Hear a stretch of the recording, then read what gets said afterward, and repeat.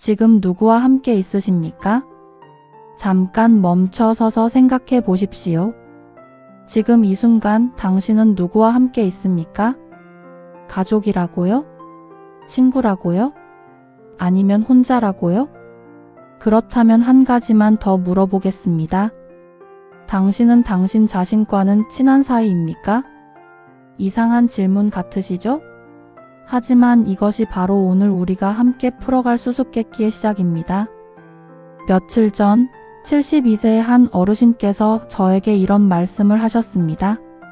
선생님, 저는 평생 사람들에 둘러싸여 살았습니다. 일할 때도 집에서도 항상 누군가와 함께였죠. 그런데 이상한 겁니다. 이렇게 조용해지고 나니까 제가 제일 무서운 거예요. 혼자 있으면 왠지 모를 불안감이 밀려오고, 그래서 자꾸 TV를 켜놓고 스마트폰을 들여다보고 별로 만나고 싶지도 않은 사람들 모임에 나갑니다. 근데 돌아오면 더 공허해요. 이게 정상인가요? 여러분도 혹시 이런 경험 있지 않으십니까? 아침에 눈을 뜨면 갑자기 밀려오는 그 막막함, 하루를 어떻게 채워야 할지 모르는 그 막연함, 누군가와 통화하고 싶은데 전화번호를 누르다가 멈칫하게 되는 그 순간들. 오늘 저는 여러분께 19세기 독일의 한 괴팍한 철학자 이야기를 들려드리려 합니다. 그는 평생 결혼도 하지 않았고 친구도 거의 없었으며 사람들과 어울리는 것을 극도로 싫어했습니다. 심지어 자신의 방 문 앞을 지나가는 발소리만 들려도 신경질을 냈다고 합니다. 그의 이름은 아르투어 쇼펜하우어. 들어는 보셨을 겁니다. 염세주의 철학자, 비관주의자라고 불리는 사람이죠. 인생은 고통이고 세상은 지옥이라고 말한 사람입니다. 아니, 그런 우울한 사람 이야기를 왜 하려는 거예요? 잠깐만 기다려 보십시오. 이 사람이 남긴 말 중에는 우리 60대, 70대가 꼭 들어야 할 황금 같은 지혜가 숨어 있습니다. 특히 고독에 관한 그의 통찰은 어쩌면 우리가 남은 인생을 어떻게 살아야 할지에 대한 가장 명쾌한 답을 제시하고 있을지도 모릅니다. 그는 이렇게 말했습니다. 한 사람이 고독을 견딜 수 있는 정도는 그 사람의 정신적 가치와 정확히 비례한다. 그리고 더 충격적인 말을 덧붙였죠. 당신이 외로움을 느낀다면 그것은 당신 스스로가 별 볼일 없는 사람이라는 증거다. 뭐라고요? 이게 무슨 막말입니까?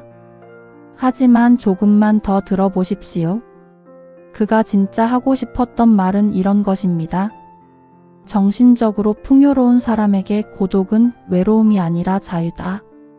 그들은 고독 속에서 가장 행복하다. 자, 이제부터 30분 동안 저와 함께 이 놀라운 역설의 세계로 들어가 보시겠습니까?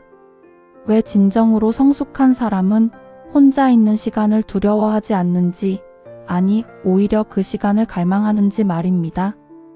약속하건대 이 이야기를 끝까지 들으시면 여러분은 더 이상 외로움을 두려워하지 않게 될 것입니다.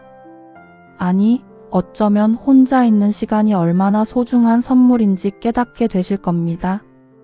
자, 시작해 볼까요? 당신의 인생을 한마디로 표현한다면? 쇼펜하우어는 인간의 삶을 단 한 문장으로 정의했습니다. 인생은 고통과 권태 사이를 끊임없이 오가는 시계추다. 처음 이 말을 들었을 때 저는 너무 비관적인 거 아닌가?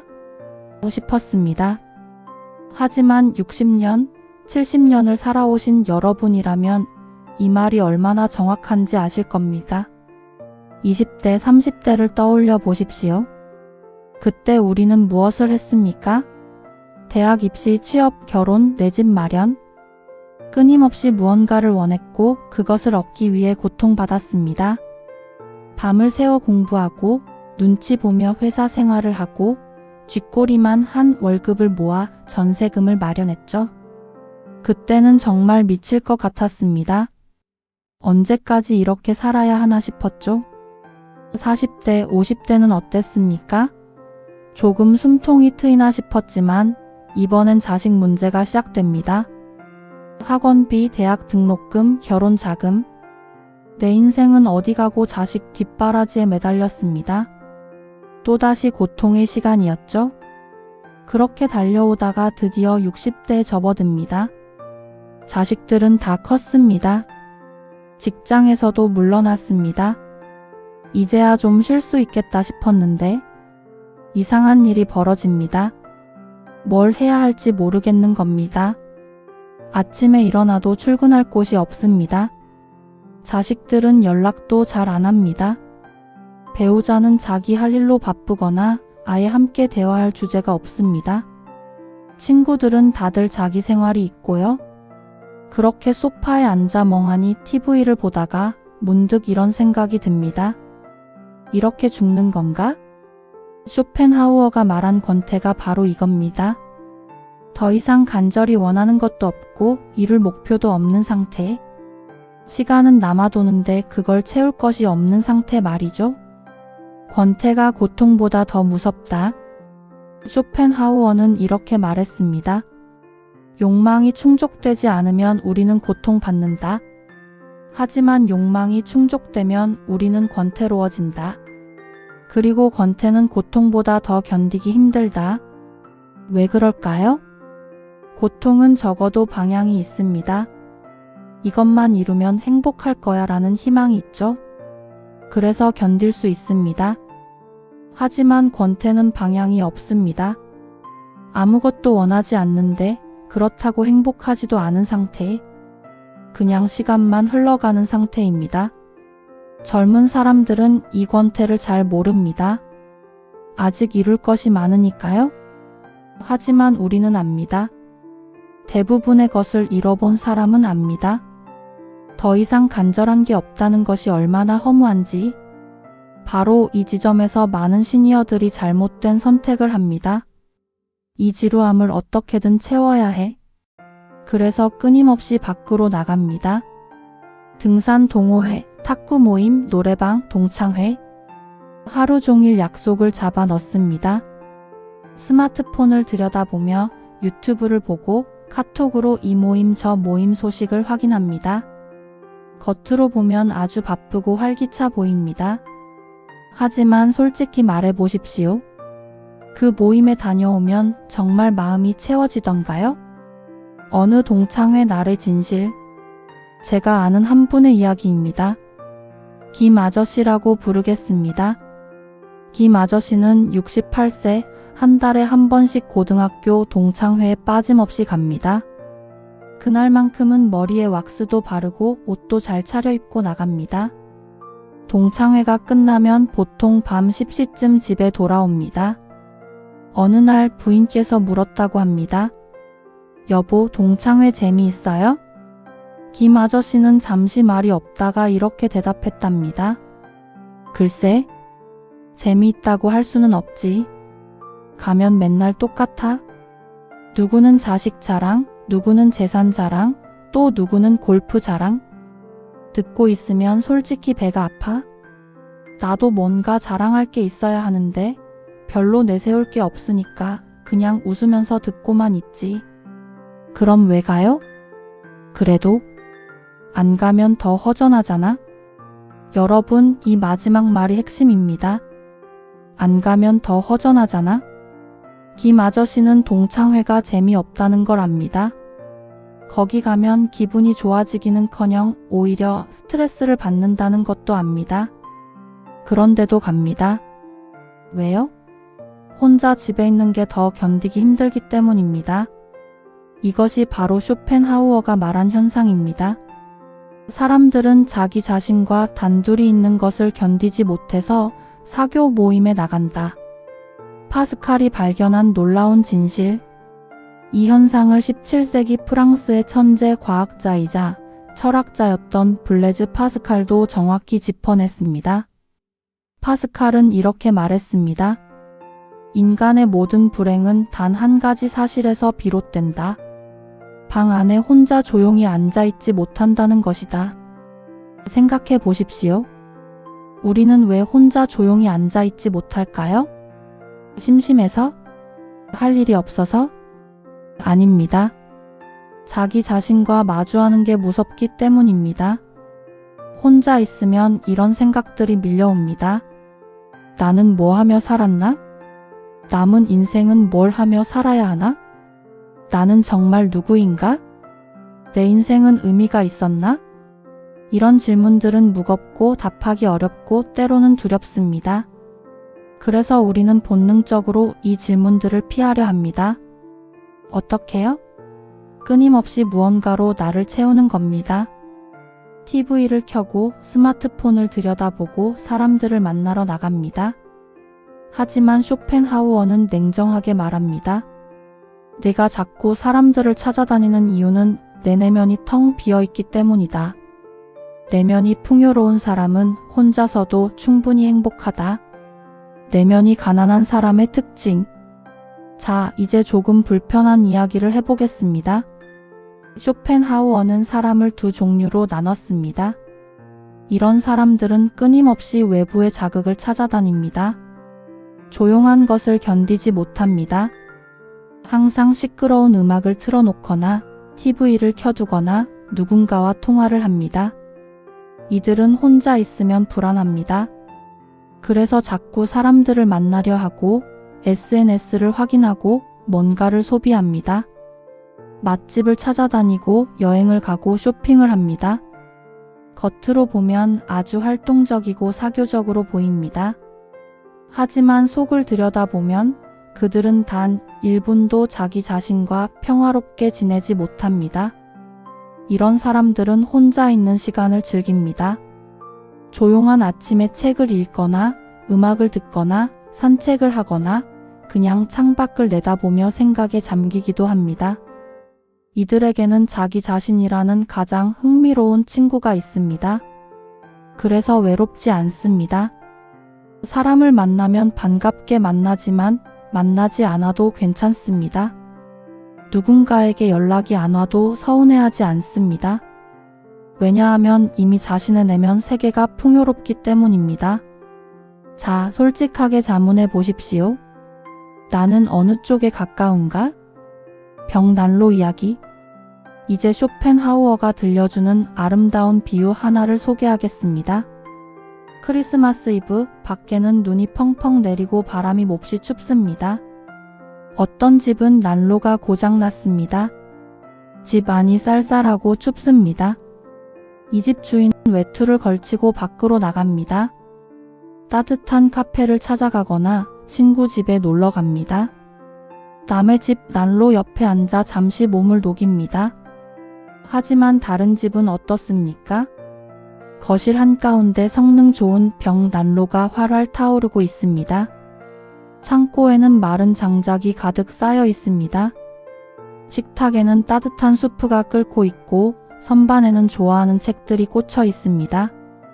이 집 주인이 굳이 추운 밖으로 나가겠습니까? 아닙니다.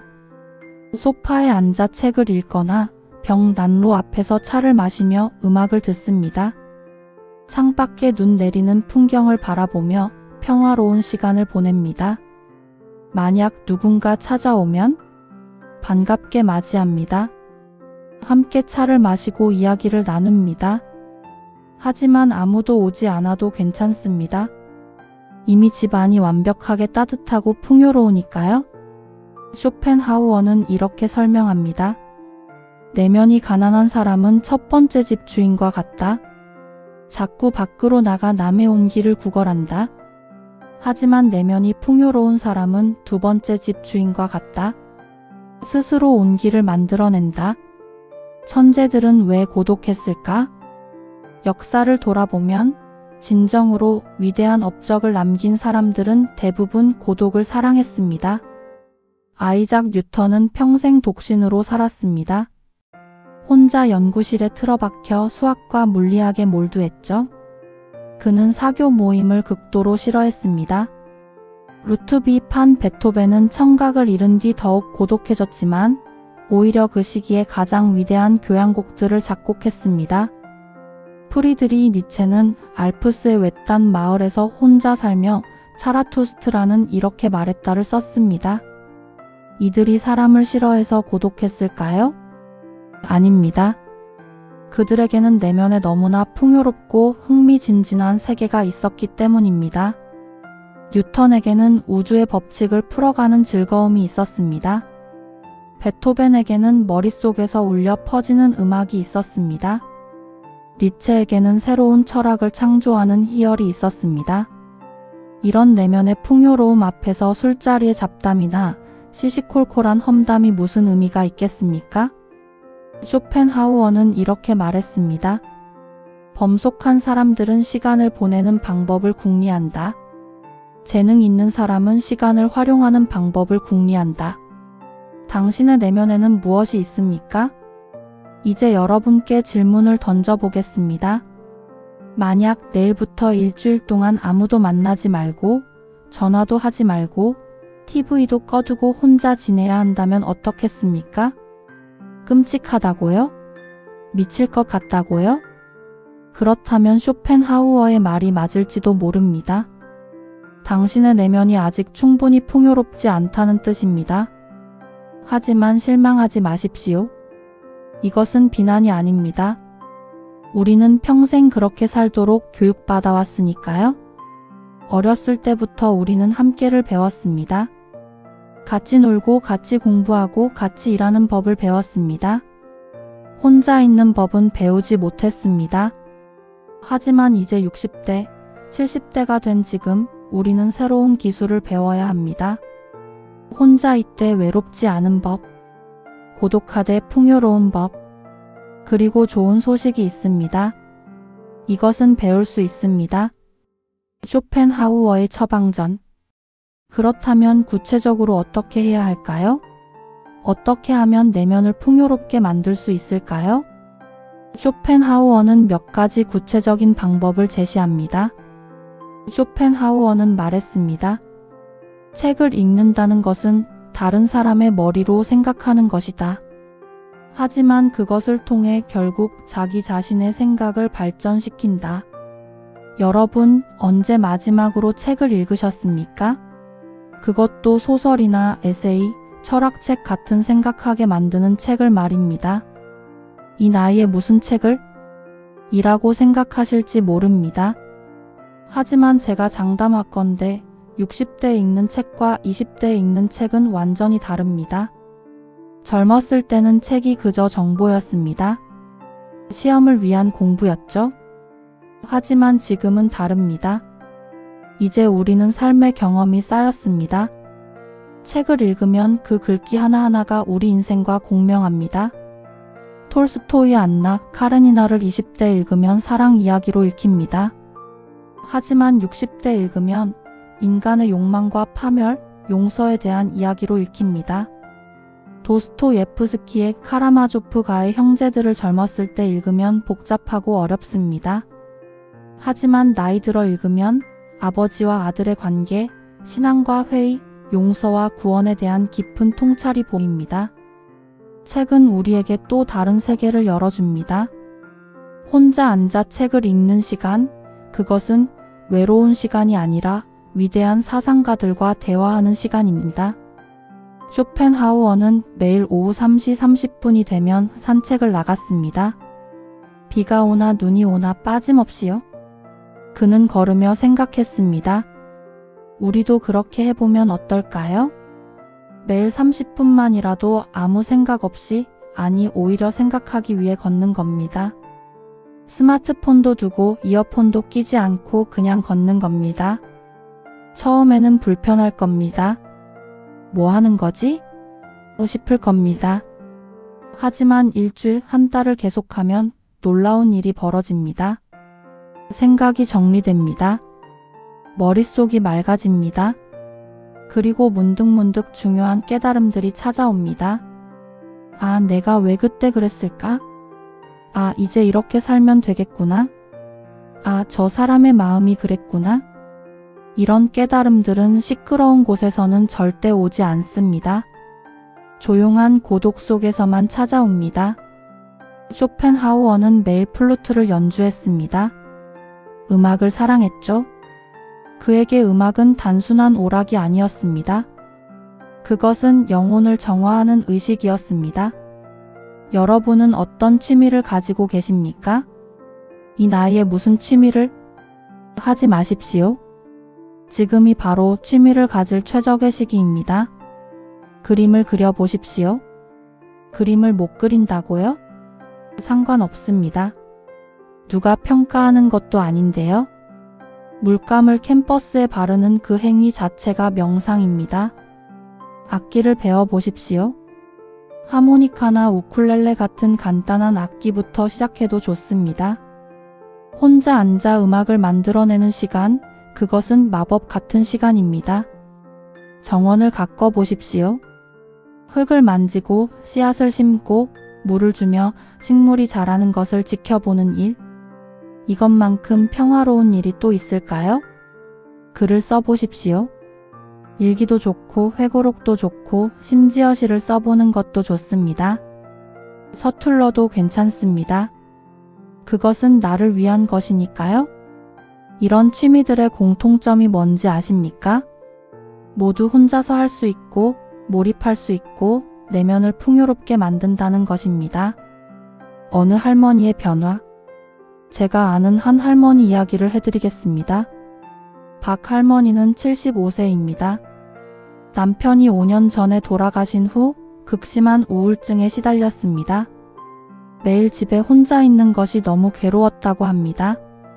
그래서 이것저것 해보셨답니다. 성당 봉사도 나가고 노인대학도 다니고 친구들과 여행도 다녔습니다. 하지만 집에 돌아오면 여전히 공허했다고 합니다. 그러다가 우연히 동네 문화센터에서 수채화 강좌를 보게 되었습니다. 한번 해볼까? 싶어서 등록했는데 처음에는 정말 서툴렀답니다. 옆 사람들은 그럴듯하게 그리는데 본인은 유치원생 그림 같았다고 하십니다. 그런데 신기한 일이 벌어졌습니다. 그림을 그리는 그 2시간 동안은 아무 생각도 들지 않았답니다. 오로지 붓과 물감과 종이에만 집중했습니다. 2시간이 10분처럼 느껴졌다고 합니다. 그날부터 박 할머니는 매일 1시간씩 그림을 그렸습니다. 처음에는 정말 서툴렀습니다. 하지만 1달, 2달, 석 달이 지나자 조금씩 나아지기 시작했습니다. 6개월쯤 지났을 때 놀라운 일이 벌어졌습니다. 박 할머니가 외롭지 않게 된 겁니다. 이제 아침에 눈을 떠도 오늘은 뭘 그릴까? 하는 설렘이 있습니다. 산책을 나가도 저 나무의 색깔을 어떻게 표현할까? 하고 관찰하게 됩니다. 친구들을 만나도 오늘은 그림 그려야 해서 일찍 가봐야 해라고 말하게 되었답니다. 박 할머니는 이제 혼자 있는 시간을 두려워하지 않습니다. 오히려 그 시간을 기다립니다. 작년에 박 할머니를 만났을 때 그분은 이렇게 말씀하셨습니다.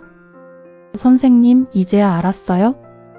외로움은 사람이 없어서 오는 게 아니라 내 안에 할 일이 없어서 오는 거더라고요. 바로 그겁니다. 찔리지 않으려면 떨어져야 한다. 쇼펜하우어의 가장 유명한 비유를 빼놓을 수 없죠. 바로 고슴도치 딜레마입니다. 추운 겨울날 고슴도치 무리가 있습니다. 너무 추워서 얼어 죽을 것 같습니다. 그래서 고슴도치들은 서로에게 바짝 다가갑니다. 체온을 나누기 위해서요? 그런데 문제가 생깁니다. 너무 가까이 붙으니까 서로의 날카로운 가시에 찔립니다. 아파서 소리를 지르며 떨어집니다. 떨어지니까 다시 춥습니다. 또 다가갑니다. 또 찔립니다. 또 떨어집니다. 이 과정을 여러 번 반복한 끝에 고슴도치들은 하나의 지혜를 발견합니다. 서로의 체온은 느낄 수 있되 가시에는 찔리지 않는 적당한 거리. 쇼펜하우어는 말합니다. 인간관계도 이와 같다. 너무 가까우면 상처를 주고받고 너무 멀면 외롭다. 현명한 사람은 적당한 거리를 유지하는 법을 안다. 젊었을 때 우리는 이 거리 조절에 서투릅니다.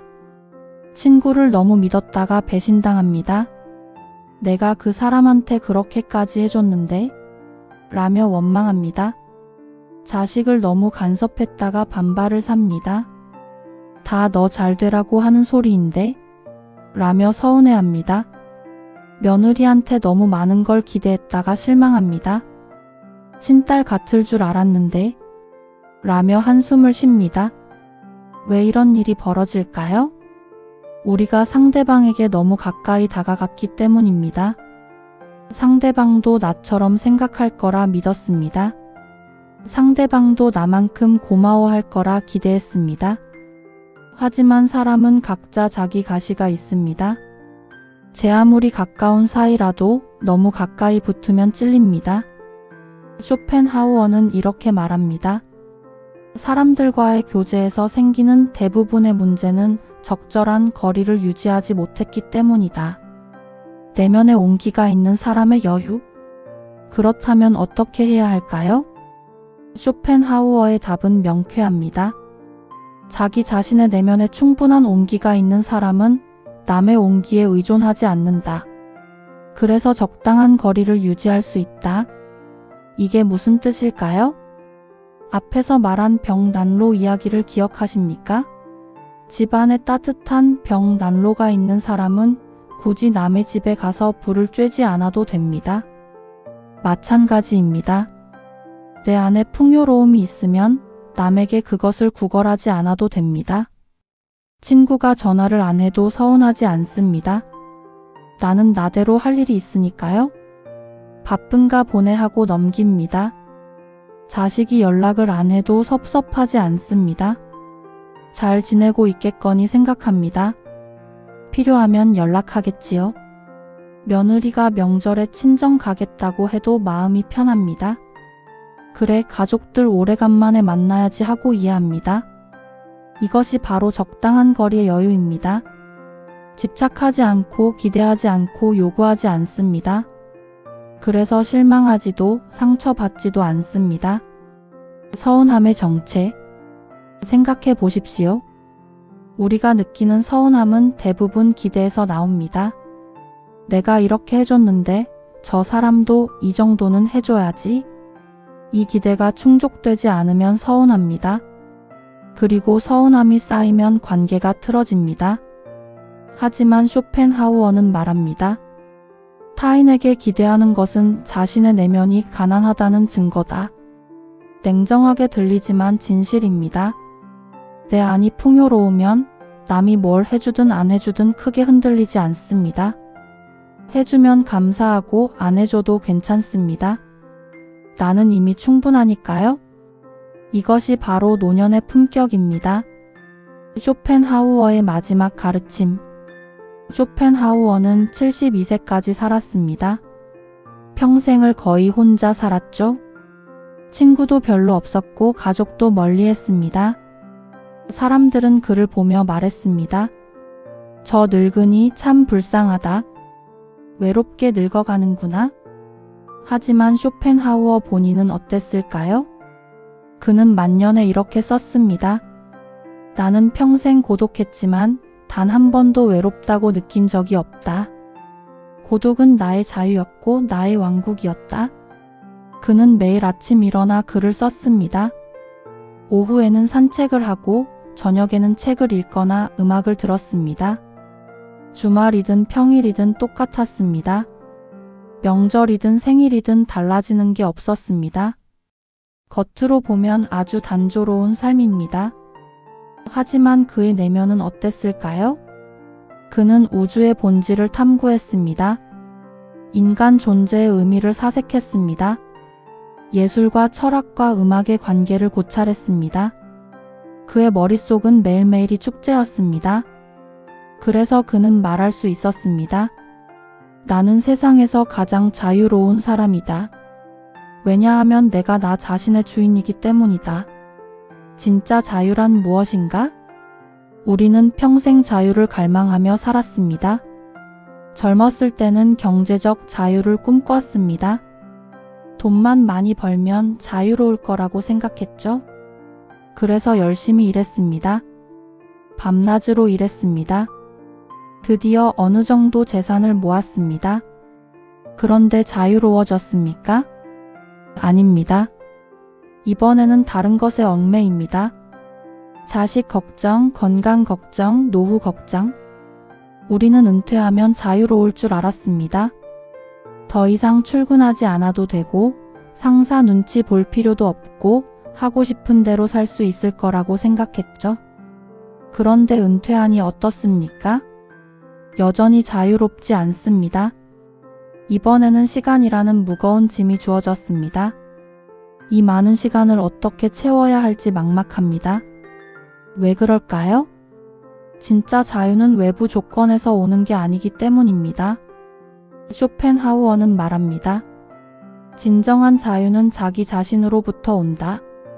자신의 내면이 풍요로울 때 우리는 비로소 자유로워진다. 돈이 많아도 시간이 많아도 내면이 공허하면 자유롭지 못합니다. 자꾸 무언가에 의존하게 됩니다. 사람에게, 물건에게, 자극에게. 하지만 내면이 풍요로우면 어떻습니까? 아무것도 없어도 자유롭습니다. 혼자 있어도 즐겁습니다. 아무도 나를 구속할 수 없습니다. 왜냐하면 내가 이미 나 자신의 왕국을 가지고 있기 때문입니다. 60대 이후의 진짜 과제. 여러분, 이제 우리는 인생의 진짜 과제를 마주해야 합니다. 20대, 30대의 과제는 성공이었습니다. 좋은 직장을 얻고 돈을 벌고 가정을 꾸리는 것. 40대, 50대의 과제는 책임이었습니다. 자식을 키우고 부모를 모시고 사회적 역할을 다하는 것. 그렇다면 60대, 70대의 과제는 무엇일까요? 자기 자신이 되는 것입니다. 이제는 남의 기대에 부응할 필요가 없습니다. 남에게 잘 보일 필요도 없습니다. 더 이상 증명할 것도 없습니다.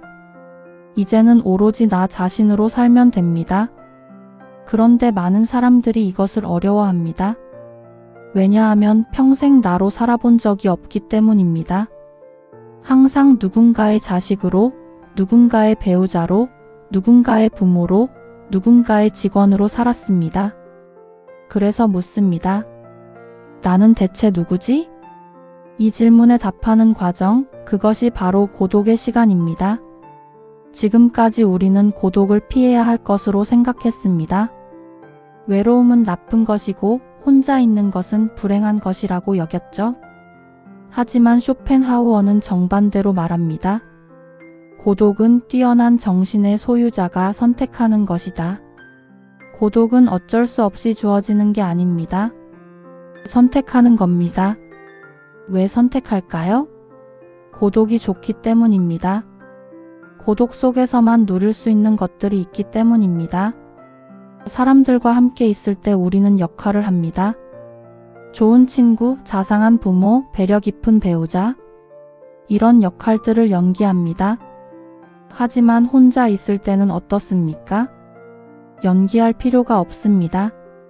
가면을 벗을 수 있습니다. 있는 그대로의 나를 마주합니다. 처음에는 불편할 수 있습니다. 가면 뒤에 내 얼굴이 낯설 수 있습니다. 하지만 그 과정을 거쳐야만 진짜 나를 알 수 있습니다. 쇼펜하우어는 이렇게 말했습니다. 범속한 사람은 시간을 보내는 방법을 궁리하지만 재능 있는 사람은 시간을 활용하는 방법을 궁리한다. 혼자 있는 시간, 그것은 낭비되는 시간이 아닙니다. 가장 생산적인 시간입니다. 그 시간에 우리는 인생을 되돌아볼 수 있습니다. 실수로부터 배울 수 있습니다. 후회를 용서로 바꿀 수 있습니다. 미래를 계획할 수 있습니다. 이런 깊은 사색은 시끄러운 곳에서는 불가능합니다. 조용한 고독 속에서만 가능합니다. 사람들과 함께 있으면 에너지가 소모됩니다. 아무리 좋은 사람들이라도요. 말을 맞춰야 하고 표정을 관리해야 하고 신경을 써야 합니다. 하지만 혼자 있으면 어떻습니까? 완전히 긴장을 풀 수 있습니다. 아무 신경 쓸 필요가 없습니다. 진정한 휴식입니다. 쇼펜하우어는 이렇게 말했습니다. 지적인 사람에게 고독은 두 가지를 준다. 자기 자신과 함께 있는 것, 타인과 함께 있지 않아도 되는 것. 구체적인 실천 방법. 자, 이제 구체적으로 어떻게 해야 할까요? 매일 30분만이라도 완전히 혼자만의 시간을 가지십시오. TV도 끄고 스마트폰도 두고 아무도 없는 공간에서 혼자 있어 보십시오. 처음에는 어색할 겁니다. 5분도 안 돼서 뭔가 하고 싶어질 겁니다. 하지만 참으십시오. 그냥 앉아 있거나 창밖을 바라보거나 천천히 걸으십시오. 일주일만 해보십시오. 놀라운 변화를 경험하게 될 겁니다. 단순히 시간을 때우는 취미가 아니라 몰입할 수 있는 취미를 가지십시오. 독서, 그림, 음악, 글쓰기, 정원 가꾸기. 무엇이든 좋습니다. 중요한 것은 그 활동을 할 때 완전히 빠져들 수 있어야 한다는 점입니다. 시간 가는 줄 모르고 집중할 수 있어야 합니다. 그런 취미가 있으면 혼자 있는 시간이 외롭지 않습니다. 오히려 그 시간을 기다리게 됩니다. 고독을 즐긴다는 것이 사람을 아예 만나지 말라는 뜻은 아닙니다. 사람은 만나되 그들에게 의존하지 말라는 뜻입니다. 친구를 만나면 진심으로 반갑게 만나십시오. 하지만 만나지 않아도 괜찮다는 마음을 가지십시오. 자식과 통화하면 기쁘게 이야기하십시오. 하지만 연락이 없다고 섭섭해하지 마십시오. 이것이 바로 적당한 거리입니다. 서로를 소중히 여기되 집착하지 않는 것. 혼자 있을 때 자기 자신과 대화해 보십시오. 오늘 내 기분은 어떤가? 지금 내가 진짜 원하는 게 뭔가? 내 인생에서 정말 소중한 것은 무엇인가? 이런 질문들을 스스로에게 던지고 답을 들어보십시오. 처음에는 답이 안 나올 수도 있습니다. 하지만 계속 대화하다 보면 점점 자기 자신을 더 잘 알게 됩니다. 쇼펜하우어도 평생 일기를 썼습니다. 자기 자신과의 대화입니다. 하루를 정리하십시오. 오늘 무엇을 했고, 무엇을 느꼈고, 무엇을 깨달았는지 써보십시오. 길게 쓸 필요 없습니다. 몇 줄이면 충분합니다. 놀랍게도 글로 쓰다 보면 생각이 정리됩니다. 복잡했던 감정이 명료해집니다. 그리고 나중에 읽어보면 내가 얼마나 성장했는지 알 수 있습니다.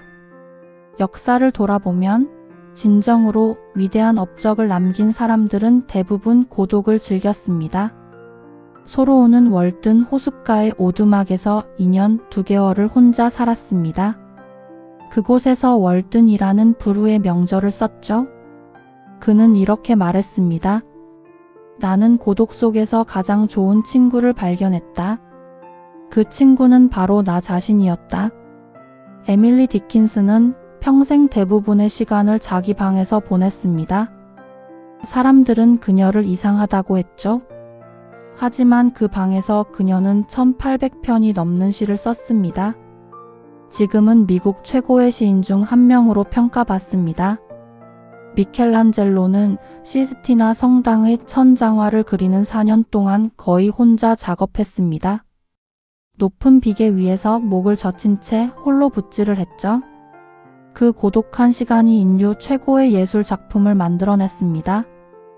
고독을 두려워하지 않았다는 것입니다. 오히려 고독을 선택했고 그 안에서 자신의 재능을 꽃피웠습니다. 굳이 유명인이 아니어도 됩니다. 우리 주변에도 고독의 품격을 가진 분들이 있습니다. 제가 아는 한 할아버지는 85세입니다. 부인이 10년 전에 돌아가셨고 자식들은 모두 외국에 삽니다. 혼자 사시죠? 하지만 그분을 만나면 절대 외로워 보이지 않습니다. 오히려 평화롭고 만족스러워 보입니다. 왜 그럴까요? 그분은 매일 아침 5시에 일어나십니다. 간단히 아침을 드시고 6시부터 8시까지 책을 읽으십니다. 젊었을 때 못 읽었던 고전들을 지금 읽고 계신답니다. 8시부터는 산책을 나가십니다. 동네 공원을 1시간 정도 걷습니다. 걸으며 그냥 생각에 잠기신다고 합니다. 10시부터 12시까지는 서예를 하십니다. 40년 넘게 해오신 취미인데 지금도 매일 2시간씩 붓을 잡으신답니다. 점심 식사 후에는 낮잠을 주무시고 오후에는 텃밭을 가꾸시거나 동네 도서관에 가십니다. 저녁에는 클래식 음악을 들으며 차를 마시고 9시쯤 주무십니다. 이런 일상을 몇 년째 반복하고 계신답니다. 어떻습니까? 외로워 보이십니까? 아닙니다. 그분의 하루는 풍요롭고 충만합니다. 남에게 의존하지 않습니다. 누가 찾아오면 반갑지만 아무도 안 와도 괜찮습니다. 이미 그분의 하루는 충분히 가치 있으니까요. 작년 제가 여쭤봤습니다. 혼자 계시는데 외롭지 않으세요? 그분은 빙그레 웃으며 대답하셨습니다. 외롭다는 건 할 일이 없을 때 느끼는 거 아닐까요? 나는 할 일이 너무 많아서 하루가 모자랄 지경입니다. 다만 조용할 뿐이죠. 조용한 것과 외로운 것은 다릅니다. 바로 그겁니다. 조용한 것과 외로운 것은 다릅니다. 품격 있는 노년의 모습. 고독의 품격을 가진 사람들은 몇 가지 공통점이 있습니다. 자식이 왜 연락을 안 하지? 친구가 왜 나를 안 찾지? 왜 다들 나한테 무관심하지? 이런 불평을 하지 않습니다.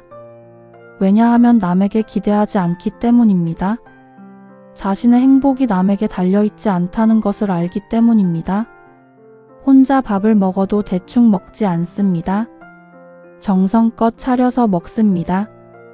혼자 있어도 옷을 깔끔하게 입습니다. 집을 깨끗하게 유지합니다. 왜냐하면 그 모든 것이 나를 위한 것이기 때문입니다. 남에게 보여주기 위한 것이 아니라 나 자신을 존중하기 위한 것입니다. 의미 없는 모임에 시간을 낭비하지 않습니다. 하고 싶지 않은 일을 억지로 하지 않습니다. 자신의 시간을 지킵니다. 왜냐하면 남은 시간이 유한하다는 것을 알기 때문입니다. 그 소중한 시간을 어떻게 낭비할 수 있겠습니까? 말을 많이 하지 않습니다. 하지만 한마디 할 때 그 말에 무게가 있습니다. 피상적인 대화를 하지 않습니다. 날씨 이야기, 남 험담, 자식 자랑 이런 것에 관심이 없습니다. 대신 의미 있는 대화를 나눕니다. 책 이야기, 인생 이야기, 철학 이야기. 만나면 뭔가 배울 게 있는 사람들입니다. 표정이 평온합니다. 급하지 않습니다. 조급하지 않습니다. 왜냐하면 더 이상 증명할 것이 없기 때문입니다. 남과 경쟁할 필요도 없고 남에게 인정받을 필요도 없습니다. 이미 자기 자신과 평화를 이룬 사람들입니다. 이런 사람들을 보면 느낍니다.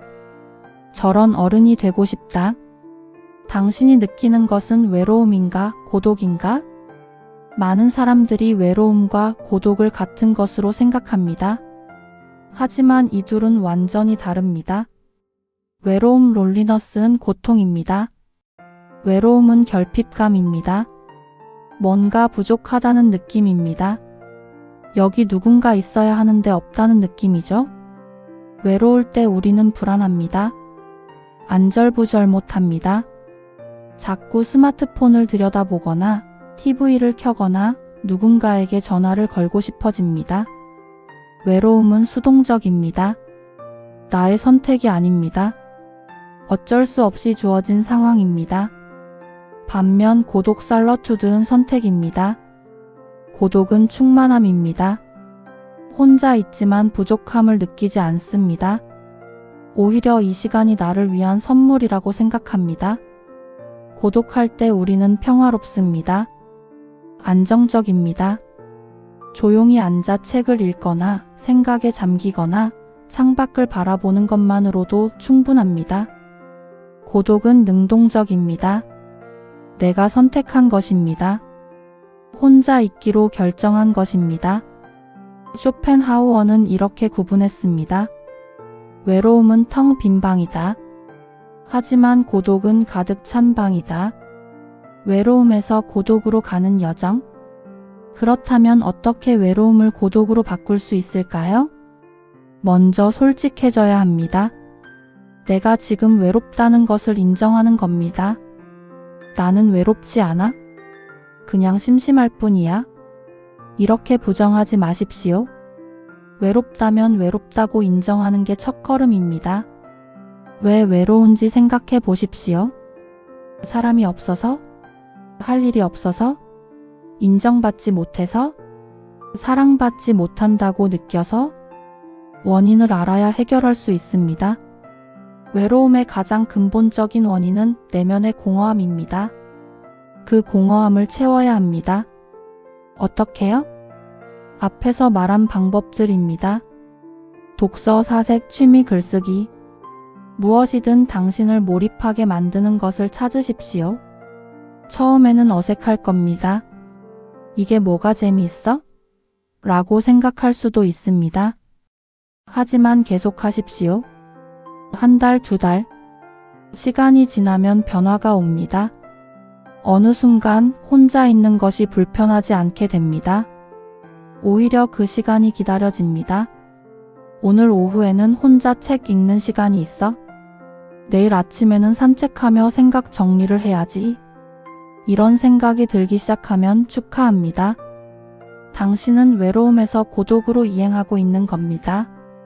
마지막 단계는 고독을 선택하는 것입니다.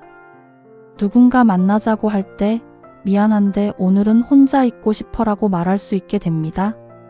모임 초대를 받았을 때 이번엔 안 갈래라고 편하게 거절할 수 있게 됩니다. 이것이 진정한 고독입니다. 어쩔 수 없이 혼자가 아니라 선택해서 혼자인 것. 외로운 노인과 고독한 어른의 차이.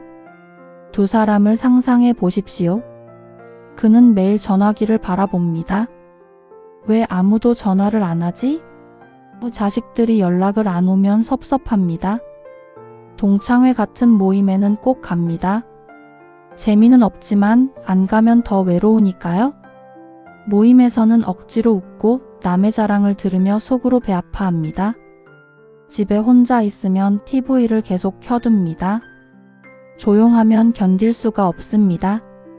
밤이 되면 불안합니다. 잠이 안 옵니다. 이웃 사람들에게 자꾸 말을 겁니다. 같은 이야기를 반복합니다. 사람들은 그를 피하기 시작합니다. 그는 점점 더 외로워집니다. 그는 매일 자기만의 루틴이 있습니다. 아침 산책, 독서, 취미 활동. 하루가 알차게 짜여 있습니다. 누가 연락하면 반갑게 만납니다. 하지만 연락이 없어도 괜찮습니다. 이미 자기 할 일이 있으니까요. 모임 초대를 받으면 신중하게 결정합니다. 정말 의미 있는 모임이면 갑니다. 그렇지 않으면 정중히 거절합니다. 자기 시간을 소중히 여기니까요. 집에 혼자 있으면 음악을 듣거나 책을 읽습니다. 조용함이 편안합니다. 밤이 되면 하루를 정리하고 감사하며 잠듭니다.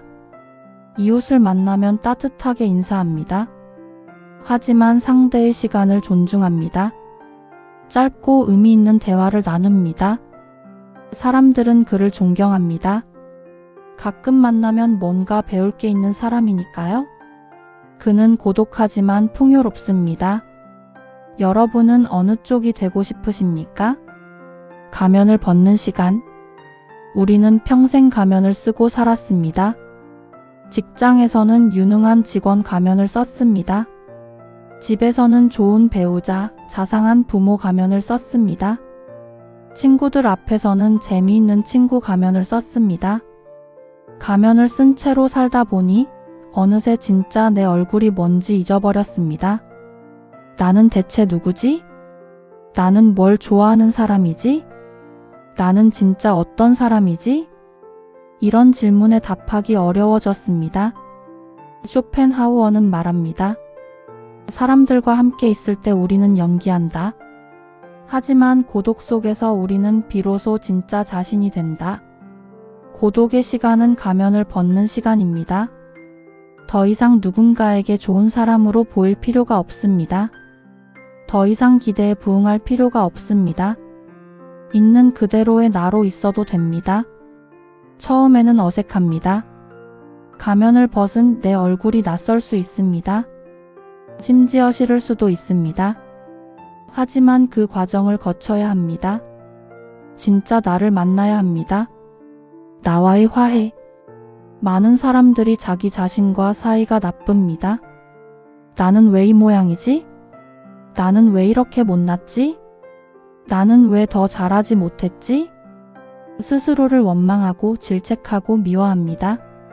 그래서 혼자 있는 것이 괴롭습니다. 나 자신과 마주하면 자꾸 이런 부정적인 생각들이 밀려오니까요.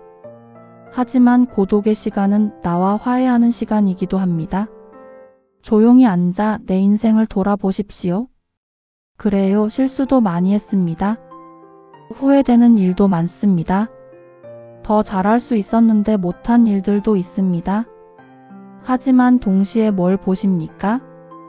열심히 살았습니다. 최선을 다했습니다. 그 상황에서 할 수 있는 최선을 했습니다. 완벽하지는 않았지만 그래도 여기까지 왔습니다. 자식도 키웠고 가족도 먹여 살렸고 사회에 기여했습니다. 그것만으로도 충분히 대단한 것 아닙니까? 쇼펜하우어는 이렇게 말했습니다. 자기 자신을 용서할 수 있는 사람만이 타인도 용서할 수 있다. 고독의 시간 속에서 우리는 스스로를 용서해야 합니다. 나 자신을 받아들여야 합니다. 그래, 나는 이런 사람이야. 완벽하지는 않지만 나쁘지 않아? 아니, 사실 꽤 괜찮은 사람이야. 이렇게 생각할 수 있게 되면 비로소 나 자신과 친구가 될 수 있습니다. 그리고 나 자신과 친구가 되면 더 이상 외롭지 않습니다. 진짜 나를 발견하는 질문들.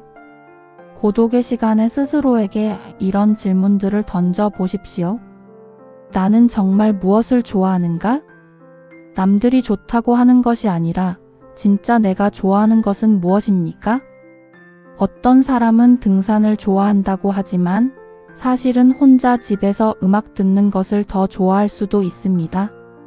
어떤 사람은 사교 모임을 좋아한다고 하지만 사실은 조용히 책 읽는 것을 더 좋아할 수도 있습니다. 진짜 좋아하는 것을 찾으십시오. 그리고 그것을 하십시오. 나는 무엇을 할 때 시간 가는 줄 모르는가? 몰입의 순간을 찾으십시오. 그것이 바로 당신의 재능이고 열정입니다. 내 인생에서 정말 의미 있는 것은 무엇인가? 돈? 명예? 권력? 아니면 평화? 자유? 사랑? 이제 우리는 솔직해질 수 있습니다. 더 이상 남에게 보여주기 위해 살 필요가 없으니까요. 나는 어떤 사람으로 기억되고 싶은가? 부자? 성공한 사람? 아니면 따뜻한 사람? 지혜로운 사람? 품격 있는 사람? 이제 선택할 수 있습니다. 남은 시간을 어떻게 살 것인지. 이런 질문들에 답하다 보면 점점 진짜 나를 발견하게 됩니다. 그리고 진짜 나를 발견하면 고독은 더 이상 외로움이 아닙니다. 가장 소중한 나와 함께 있는 시간이니까요. 에필로그. 고독은 노년의 가장 큰 축복이다. 쇼펜하우어의 마지막 메시지. 쇼펜하우어는 72세의 나이로 생을 마감하기 직전 이런 글을 남겼습니다. 나는 평생 고독했지만 행복했다. 왜냐하면 나는 내 안에 온 우주를 가지고 있었기 때문이다. 그는 친구도 별로 없었고 가족과도 멀어졌고 사회적으로 인정받지도 못했습니다. 하지만 그는 자신의 삶에 만족했습니다. 왜냐하면 그는 진정한 자유를 누렸기 때문입니다. 누구에게도 의존하지 않는 자유, 자기 자신의 주인으로 사는 자유를 말입니다. 여러분, 지금까지 긴 여정을 함께 해주셔서 감사합니다. 우리는 쇼펜하우어라는 괴팍한 철학자를 통해 고독의 진짜 의미를 배웠습니다. 고독은 외로움이 아닙니다. 고독은 자유입니다. 고독은 결핍이 아닙니다. 고독은 충만함입니다. 고독은 피해야 할 것이 아닙니다. 고독은 선택해야 할 축복입니다. 당신에게 드리는 마지막 말씀. 이제 60대, 70대가 된 여러분. 젊었을 때 우리는 끊임없이 밖으로 달렸습니다. 성공하기 위해, 인정받기 위해, 사랑받기 위해. 하지만 이제는 멈춰서도 됩니다. 아니, 멈춰서야 합니다. 이제는 밖이 아니라 안을 들여다볼 때입니다. 내 안에 무엇이 있는지, 내가 진짜 누구인지, 내가 정말 원하는 것은 무엇인지, 그 답을 찾는 시간, 그것이 바로 고독의 시간입니다. 두려워하지 마십시오. 혼자 있다고 외로운 것이 아닙니다. 내면이 공허할 때 외로운 것입니다. 내면을 채우십시오. 독서로, 사색으로, 취미로, 자기 성찰로. 그러면 혼자 있어도 외롭지 않습니다. 오히려 그 시간이 가장 평화롭고 가장 자유롭고 가장 행복한 시간이 됩니다. 고독의 품격을 가진 어른이 되십시오. 외로워서 아무나 붙잡는 노인이 아니라 혼자서도 우아하게 시간을 보내는 어른. 남에게 의존하지 않고 남을 원망하지 않고 스스로 충만한 어른. 그런 어른을 보면 사람들은 말합니다.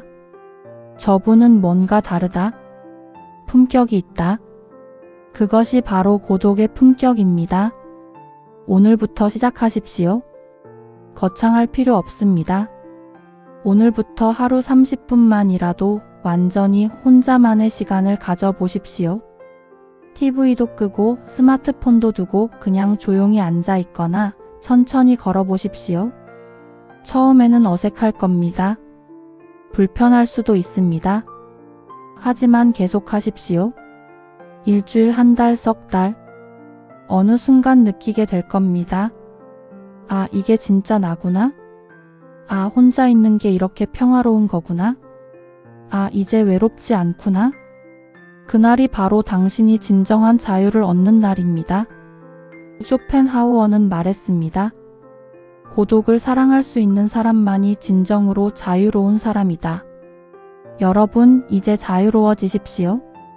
고독을 두려워하지 말고 고독을 선택하고 고독을 사랑하십시오. 그것이 60대, 70대에 우리가 누릴 수 있는 가장 큰 축복입니다. 그리고 그 축복을 누리는 당신의 모습을 보며 젊은 사람들은 말할 것입니다. 나도 저렇게 늙고 싶다. 그것이 바로 고독의 품격입니다. 사람은 혼자일 때 비로소 자기 자신이 된다. 긴 시간 함께 해주셔서 감사합니다.